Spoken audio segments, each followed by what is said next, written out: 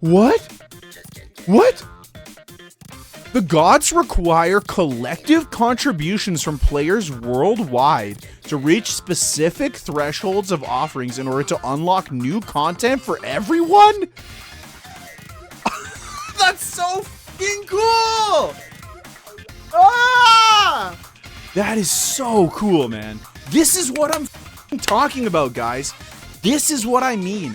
Like, this is such a small feature that goes so freaking far, man. That's right. Some new information about the PvP and co-op just dropped 4 hours ago. Oh, I guess 5 hours ago now. On their thread here on Reddit. They did one on the Steam page as well. And so we're going to go over the things that they've said. They've revealed quite a lot about both co-op and PvP specifically. So seamless multiplayer. In Lords of the Fallen, you have the opportunity to engage in online play with both cooperative and PvP modes. While we do support friend invites, the game also features a matchmaking system that allows players to seek assistance from the broader community. In all in-game vestiges, which is summoning signs, whether ancient or player created, provide you with the option to either host a game for other players, beckon Lampbearer is host, or join someone else's game, accompany Lampbearer. If you're open to both, you can select either option and enter a queue as a potential host and as a potential ally. So that's a really cool, fun little note here. There are double queues, and you can be queued up for both at the same time, which is really interesting. That's a really interesting one. Invasions while co-oping. The first option available within the vestiges is Slaughter Lampbearer. Ooh, I like that. This feature launches a hunt for players who are actively playing within specific zones designated in the game. Once such a player is located, you are tasked with defeating them for glory, achievements, and a special in-game currency that enables you to create a uniquely styled Lampbearer? Oh my god, dude. Real? There's actual rewards for playing PvP? Holy shit. Like, why am I, like, I'm actually mind blown that that's a reality. And that should just be normal. I can't believe I'm so excited about that. I'm so excited for that. That's crazy. That's so crazy. Anyway, it's a bit goofy that I'm so excited for something that should definitely just be a bog standard feature. But here we go. Glory achievements and special in-game currency that allows you to customize your Lampbearer. Let's go. So good. Actual PvP rewards in Lords of the Fallen. Let's go. Teaming up with allies can be effective strategy against such invasions, as only one invader can enter your world at a time, and your ally can assist in repelling the threat. However, be cautious. While the invader may be alone, the game's AI-controlled enemies will recognize them as an ally and cooperate with them in their attempts to defeat you. Based. So based. Spectator mode. Okay, interesting. Let's see what they have to say here. When playing as an ally, you lose the ability to switch realms at will. If the host enters Umbral Will, the ally will automatically follow. And the same applies when returning to Axiom. So Umbral is the undead world, Axiom is the normal world. Yo, what's up, Dodd? Welcome in. Since the ally can't realm shift independently, death becomes a much greater concern. As a joining player, you have only one life. So host has 2 lives, ally has 1. If you lose it, your body will fall to the ground and you'll switch to spectator mode. The host has 2 options for resurrecting you. They can either interact with your fallen body on the spot, risking to exposure to enemies as it's not a quick ritual, or they can do so via a nearby vestige. Okay, that's interesting. So if you are playing super passive, maybe in PvP they have an opportunity to resurrect, or maybe not. They don't mention whether you can do resurrections while being invaded or not. Either way, I like that. Are we only gonna have 1v2s as invaders? Yes. Okay, so revenge. This is one I glanced over this a little bit, but let's read it together. Whenever a Lampbearer, that's the host, dies in the world at the hands of the inhabitants, we store the coordinates of the incident and the identity of the perpetrator on our servers. Other players can then see the lamps of these fallen players throughout the world. Players can choose to avenge the fallen by soul flaying these lamps, which will reveal a trail of moths leading to the killer. Defeating that foe rewards you with plucked eyeballs, which can later be offered at Umbral Shrines for unique rewards. That is so sick. Yes, PvP exclusive drip. That's exactly it.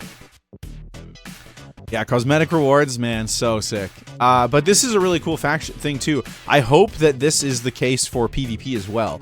It's not clear here in this description whether this is a PvE or a PvP mechanic. This reminds me a bit of the Neo mechanic, where when you die to enemies, that you leave like a little grave marker and you can, like, you know, fight that boss or whatever. Faction Shrines. Engaging with any of our multiplayer features, be it co-op, PvP, or Revenge. So, see, Revenge being a multiplayer feature tells me that it might be a PvP thing. Grants players with unique items, pilfered coins, severed hands, or plucked eyeballs. Okay, cool. So, pilfered coins is the co-op one, severed hands is for PvP or invading, and plucked eyeballs is for Revenge. These items then can be offered at various shrines, each dedicated to a different faction, Radiant, Rogar, or Umbral. Such offerings allow player to unlock unique content like armor sets or tints. Yes, armor tints. Well, again, why am I so excited about freaking armor tints, bro? That's crazy. Ah, that's so cool. The gods require collective contributions from players. What? What?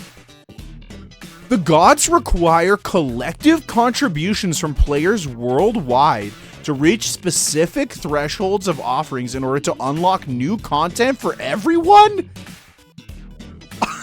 That's so fucking cool! Ah! That is so sick! Oh my god, dude, that is so cool! Seriously? Man, that is so tight!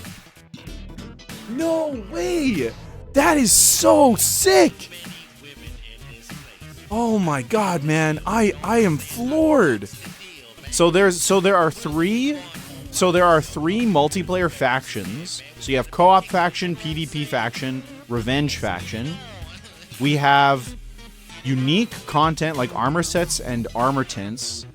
And then we have to, as a community, contribute and unlock global unlocks for everybody. This is crazy. Yeah, I'll throw this on the Discord, yeah. That is so sick. That is so cool, man. This is what I'm fucking talking about, guys. This is what I mean. Like, this is such a small feature that goes so freaking far, man. Like, because this is what's missing in a game like Elden Ring.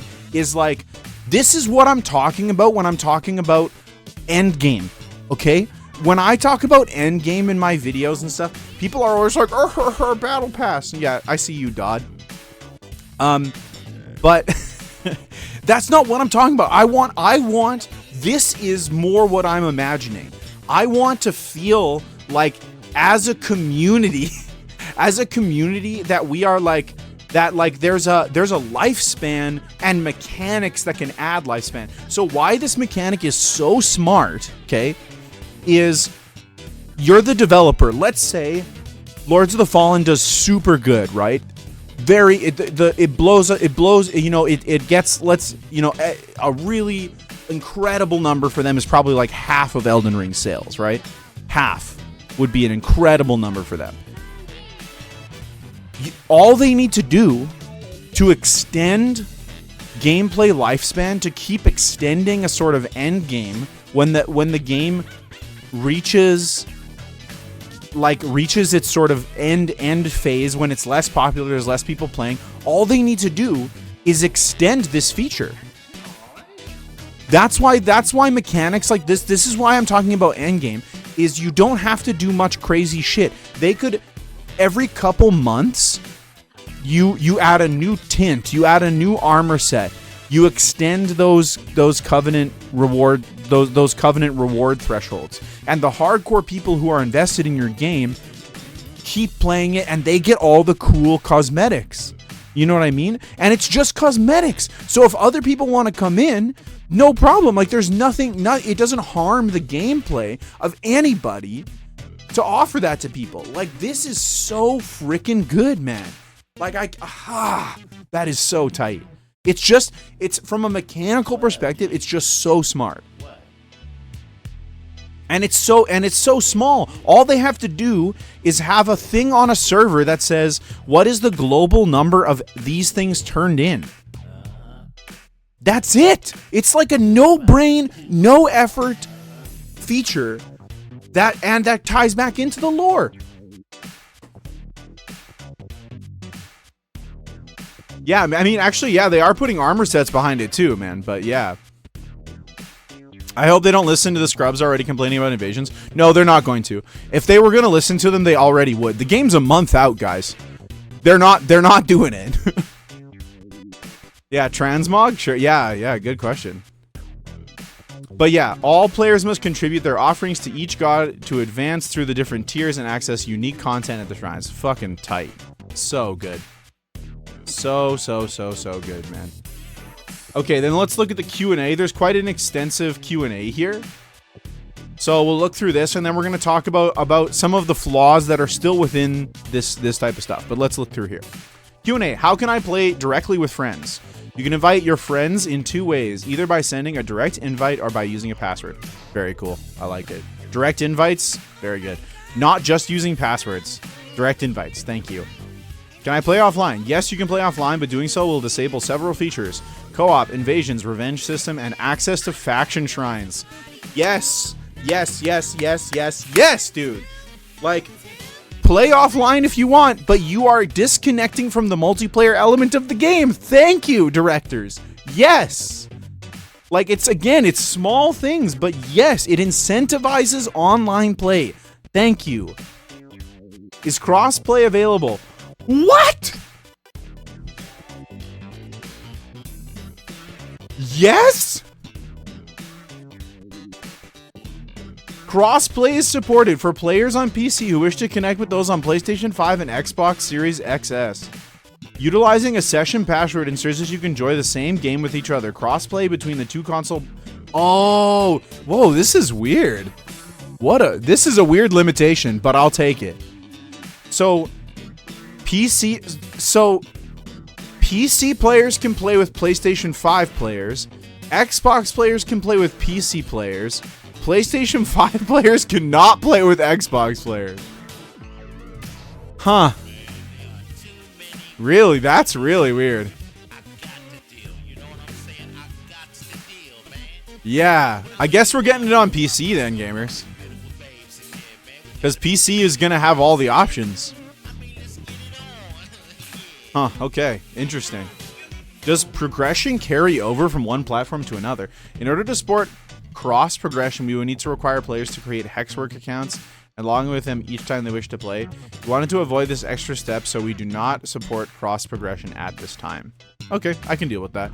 Cross progression would have been nice for real, but it is what it is. I'm trying to get money to buy this game.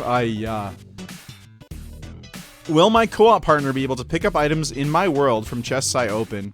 If I pick up an item... Actually, wait, no, let's go back to this. Cross progression sucks, less slots. Yeah, I'm curious. That's an element I'm curious about, is how they're gonna handle character slots and that sort of thing. Maybe the respecking system is good enough that we don't have to have multiple characters. That'd be cool too. That's a question I have. Maybe they'll answer it, maybe they won't. I'm not sure. Okay, so will my co-op partner be able to pick up items in my world from the chests I open? If I pick up an item on the ground in the world, will it be automatically picked up for them as well? Or will they have to go and pick it up from the same spot manually as well? Co-op partners can collect all items dropped by enemies, such as weapons, consumables, armor, and shields. They cannot access world loot, including objects hidden around the environment and items found inside chests. Okay, I think that's a fair compromise. It's better than totally isolated. Because I'm, I don't know. I'm a little hesitant on that. I get that people would want to like have the progression and not have to replay a section to get the same item. Let's say they find a cool spear in a chest and your buddy wants one, and so then you have to swap to his world. But also, duping, yeah. To be honest, I think this is a fine thing. They want to get people to keep playing the game, so I think this is a fine decision. But maybe not ideal for ease of access, but that's okay. Not gonna lie, I hope FromSoft picks some of these ideas up. So, and this is what is exciting about this game, and this is why I think of the Souls type games, myself and other Elden Ring creators are gonna be lining up to support this game. Is that we want competition in the space for FromSoft, like real competition. You know what I'm saying? I want people to get this title, and I want FromSoft to have to look at the game and be like, what are they doing better than us? Right? That's what I want. So we're going to be playing the shit out of this game. Like, we are going to be supporting this game basically as much as we possibly can. When using a password to connect with friends, can I be invaded by others? After setting a password to allow another player to connect you, invasions are temporarily blocked for a brief period.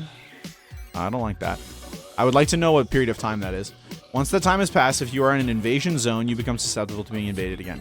Okay, I don't know why this is a special feature. I just feel like you should just be allowed to be invaded no matter what. Again, at the end, we'll talk about the other the consistent, the flaws that I still see in the game, but we'll get there. Does my story progress if I join another person's game? No, joining a host will only advance the story, their story, and game progression. Makes sense. Your own story progression is tied to your save and world in order to preserve your individual choices and progress. However, any XP and loot you acquire while playing as a guest will be retained in your own game. Great. Totally fine with that, personally. How many players can you co-op with? You can invite one other player to join your game for co-op play. Beautiful. The third person has the ability to invade your co-op session. Fantastic. Will matchmaking balanced from both host and joiner? This is a really great question. I'm really excited to hear this answer, and probably I'm gonna have some criticisms here. Let's see. Matchmaking attempts to connect players by their level. Oh, I don't like it already. I want universal invasion ranges. I don't like the level limitations. In a search that expands its acceptance criteria over time. Interesting. If the disparity between levels is high, though, we apply damage scaling to compensate for the level difference between both players. This also applies to invasions. Yeah, because no, universal invasion ranges is totally fine as long as the scaling works correctly. If scaling worked correctly, then it wouldn't be a problem. Can you turn? Okay, let me see here. Will match. Okay, yeah. So but I also don't hate this idea that it starts at their level and then expands out. So it sounds like it's pretty much universal, but it's gonna pick people closer in level first. Sounds good. And then it sounds like there's also damage scaling, so we'll see how they choose to do that. I'd like to know the numbers. When playing in co-op mode, can you turn off invasions while playing co-op? When playing in co-op mode, you can't completely disable invasions. Based. So based. Insane. Let's go. However, you can obtain an item called the Mirror of Protection from a Radiant Shrine to temporarily prevent invasions. I'm not mad about that. I like that. Hopefully, hopefully the company is willing to work with the people and is willing to talk about these sorts of things. I'm all for these sorts of items that prevent invasions, but they need to be very carefully balanced because they can ruin the entire PvE experience, right?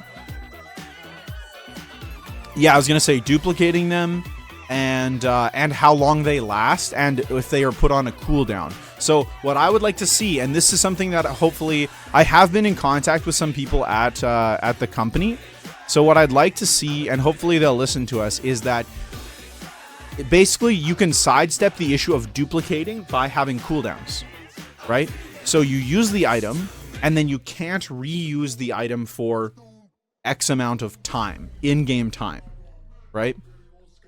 So that people, even if people have unlimited of them, it doesn't prevent actual, it doesn't actually significantly impact invasions. But yeah, I'm totally fine with this. Are you able to block certain players from joining your game? There's an in-game reporting system that allows you to mark players as persona non grata that sends us a message. Okay. Interesting. I'd like to know more about that. It doesn't give me a lot to go on here. Lasts for half an hour, lose it if you die, cooldown doesn't come back after death. Yeah, absolutely. Yeah, it's like in-game time. Will there be 1v1 arena to battle other players? Although the game doesn't feature a 1v1 arena, PvP combat is integrated throughout the world. If both players enter the same password and one of them steps into any of the numerous invasion zones scattered along the world, the other player is guaranteed to become the invader. Note, friend PvP does not provide the same rewards. Cool. Okay, so there are no 1v1 arenas, but there is a possibility to basically have password invasions. Which is pretty cool, actually. I kind of like that. That's tight. That's a nice little feature. Password invasions, man. That's tight. Will matchmaking prioritize location when matchmaking? / is there a ping feature? Before connecting players to a match, the matchmaking system evaluates the ping between them. The allowable maximum ping gradually increases over time up to a predetermined limit. Oh my god. They fucking did it. They're just doing everything. Wow.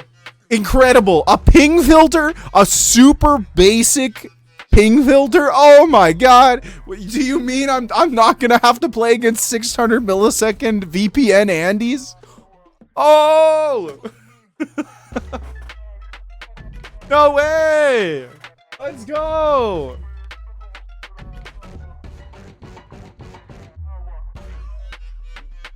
Goodbye, Brazil. Oh man. No, see, because why? And this is a great example of it too, though. Is matchmaking system. So it starts at a limited ping range and then it expands. Very good feature. Manually setting this would be better. But yeah, I would love to be able to manually set this, but I love it. It's fantastic. Will there be emotes? We offer an array of gestures that can be used both in offline and online modes. Player unlock these gestures by exploring the game world and engaging with NPCs.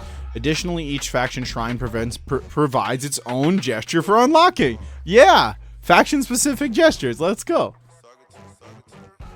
And with that, our co-op Hexworks journal is over. So we have covered a lot here. If there are any questions left, reach out to us here and on X, Twitter, yeah. And we'll get back to you ASAP. Very nice, very nice. So here are a couple concerns that we have.